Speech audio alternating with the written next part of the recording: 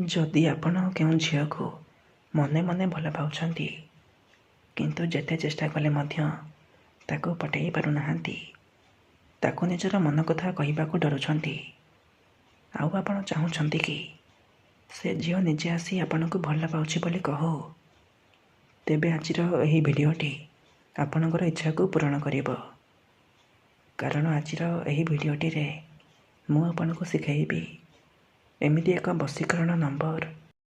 ଏହି ନମ୍ବର ସହିତ ଆପଣ ସେହି ଝିଅର ନାମ ଲେଖି ତକିଆ ତଳେ ରଖିଦେବେ।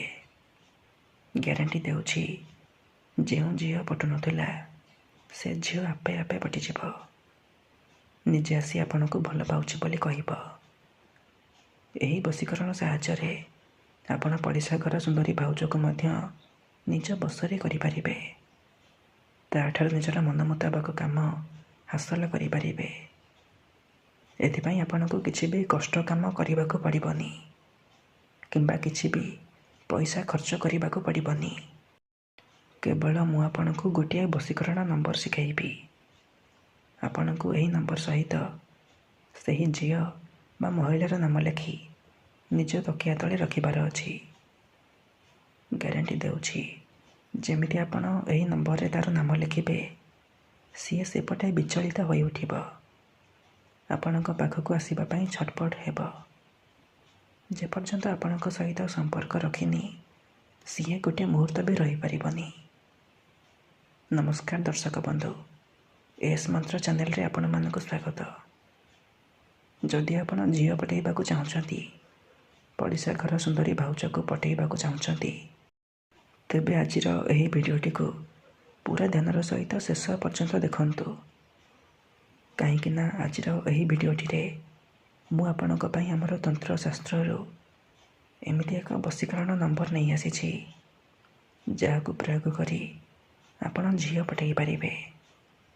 ବିବାହିତା ମହିଳାକୁ ନିଜ ବଶରେ କରି ତା'ଠାରୁ ନିଜର ମନ ମୁତାବକ କାମ ହାସଲ କରିପାରିବେ। ଶାଶୁ, ନଣନ୍ଦ, ଦିଅର, ଭାଉଜ କାହାକୁ ବି ନିଜର ଗୋଲାମ କରିପାରିବେ।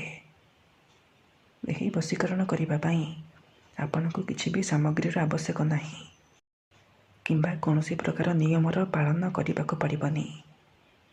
କେବଳ ମୁଁ ଆପଣଙ୍କୁ ଯେମିତି ଶିଖାଇବି, ଆପଣଙ୍କୁ ଠିକ୍ ସେହିପରି କରିବାକୁ ପଡ଼ିବ। ତାପରେ ଦେଖିବେ, ଯେଉଁ ଝିଅ ପଟୁନଥିଲା ସେ ଝିଅ ପାଗଳୀ ପରି ଆପଣଙ୍କୁ ଭଲ ପାଇବାକୁ ଲାଗିବ। ତେବେ ଏହି ବଶୀକରଣ କରିବା ସବୁଠାରୁ ସହଜ। ଏହାକୁ ଆପଣ କିପରି କରିବେ, ମୁଁ ଆପଣଙ୍କୁ ଶିଖାଇବି। ସମ୍ପୂର୍ଣ୍ଣ ପ୍ରୟୋଗ ବିଧି ଠିକ୍ ଭାବରେ ଶିଖାଇବି। ଜାଣିବା ପାଇଁ ଭିଡ଼ିଓଟିକୁ ପୁରା ଧ୍ୟାନର ସହିତ ଶେଷ ପର୍ଯ୍ୟନ୍ତ ଦେଖନ୍ତୁ। ବିଧିଟି ଜାଣିବା ପୂର୍ବରୁ ମୋର ଆପଣମାନଙ୍କୁ ଅନୁରୋଧ କି, ଯଦି ଆପଣ ଆମ ଚ୍ୟାନେଲକୁ ନୂଆ ଆସିଛନ୍ତି, ତେବେ ଦୟାକରି ଚ୍ୟାନେଲକୁ ସବସ୍କ୍ରାଇବ୍ କରି ପାଖରେ ଥିବା ବେଲ୍ର ଆଇକନ୍କୁ ମଧ୍ୟ ଦବାଇ ଦିଅନ୍ତୁ, ଯାହାଦ୍ୱାରା ଆମେ ଯେଉଁ ବି ଭିଡ଼ିଓ ଅପଲୋଡ଼ କରିବୁ ଆପଣ ସର୍ବପ୍ରଥମେ ଦେଖିପାରିବେ। ଠିକ୍ ଅଛି, ତେବେ ଏହି ବଶୀକରଣ ବିଧି ଆପଣ କିପରି କରିବେ, ଚାଲନ୍ତୁ ଜାଣିବା। ମନେ ରଖନ୍ତୁ, ଏହି ବଶୀକରଣ ବିଧିକୁ ଆପଣ କେଉଁ ବି ବାରରେ କରିପାରିବେ, କିନ୍ତୁ ଯେବେ ବି କରିବେ ରାତିରେ ଶୋଇବା ପୂର୍ବରୁ କରିବେ। ବିଧିଟି କରିବା ପୂର୍ବରୁ ଭଲ ଭାବରେ ହାତ, ଗୋଡ଼, ମୁହଁ ଧୋଇକି ସଫା ବସ୍ତ୍ର ପିନ୍ଧିକି ଆପଣ ଏହି ବଶୀକରଣକୁ ଆରମ୍ଭ କରିବେ। ପ୍ରଥମେ ଆପଣ କ'ଣ କରିବେ, ଖଣ୍ଡେ ସାଧା କାଗଜ ଆଣିବେ ଆଉ କଳା ରଙ୍ଗର କଲମ ଆଣିବେ। ତାପରେ ନିଜର ଶୋଇବା ବିଛଣା ଉପରେ ଆପଣ ବସି ପଡ଼ିବେ। ପ୍ରଥମେ ଆପଣ ସେ କାଗଜ ଉପରେ 3ଟି ନମ୍ବର ଲେଖିବେ, 7, 8, 6। ଏହି 3ଟି ନମ୍ବର ଲେଖିବେ। ତା ତଳେ ଆପଣ ସେହି ଝିଅ ବା ମହିଳାର ନାମ ଲେଖିବେ ଆଉ ତା ପାଖରେ ଆପଣ ନିଜର ନାମ ଲେଖିଦେବେ। ନାମ ଲେଖି ସାରିବା ପରେ ସେ କାଗଜକୁ ଭଲ ଭାବରେ ମୋଡ଼ିକି ଡାହାଣ ହାତରେ ମୁଠେଇକି ଧରିବେ ଆଉ ଆଖି ବନ୍ଦ କରିକି ସେଇ ଝିଅ ବା ମହିଳାକୁ ମନେ ମନେ ଭାବିବେ। ତାପରେ ଏହି ଶବ୍ଦକୁ 21 ଥର ପଢ଼ିବେ, ୱାଜିଦ୍ ଆଲମ, ୱାଜିଦ୍ ଆଲମ। ଏମିତି ଆପଣ ଏହି ଶବ୍ଦକୁ 21 ଥର ପଢ଼ିବେ। 21 ଥର ପଢ଼ି ସାରିବା ପରେ ମୁଠା ଖୋଲିବେ ଆଉ ସେ କାଗଜରେ ଗୋଟିଏ ଥର ଫୁଙ୍କିଦେବେ। ଏତିକି କରିସାରିବା ପରେ ସେ କାଗଜକୁ ନିଜର ଶୋଇବା ତକିଆ ତଳେ ରଖିକି ଆପଣ ଶୋଇପଡ଼ିବେ।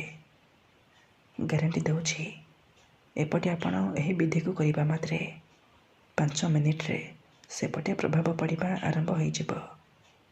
ସେ ଝିଅ ବା ବିବାହିତା ମହିଳା ଆପଣଙ୍କ ଆଡ଼କୁ ଆକର୍ଷିତ ହେବାକୁ ଲାଗିବ।